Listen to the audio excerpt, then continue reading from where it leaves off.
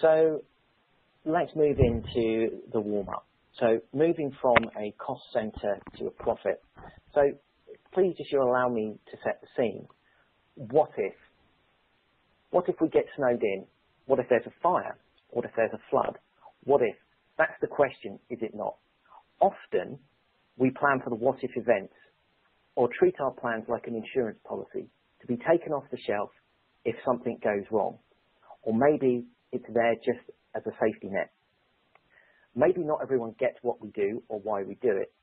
Some examples I've heard are, well, we have backup tapes, so that's DR right. Or, well, we've got a paper calling tree. That's a crisis management plan. We're good to go. And one of my favorites, the 20 of us traders can all go around to our boss's house and use his Wi-Fi. That's a BC, that plan. Yes? Maybe not. In the ever-changing world of business continuity, we need to be able to demonstrate the value of our tools, our plans and our processes, and clearly communicate them throughout our organization.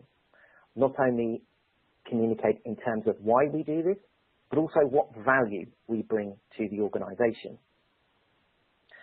Maybe the value is not always clear. We can't always discover an outdated DR solution or process that may no longer be used and can be set aside. Or maybe it's the opposite. Perhaps we found out that those old backup tapes everyone would thought would be just fine are not, and would no longer enable you to restore your data in an acceptable amount of time. So how do we show value, and how can we deliver that transition from a cost center to a profit center?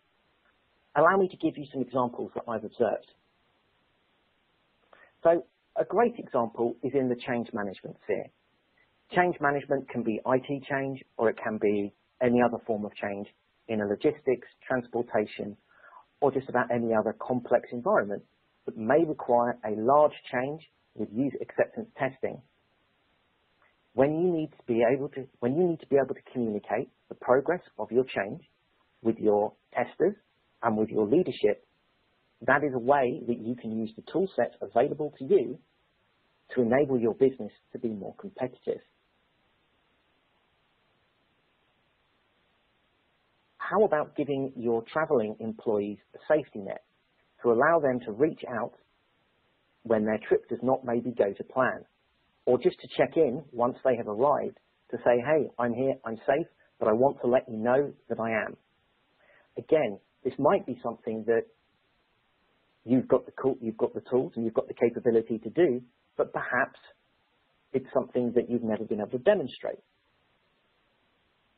Or how about ensuring that time-sensitive deliveries have the correct employees waiting for them at the delivery dock at the right time?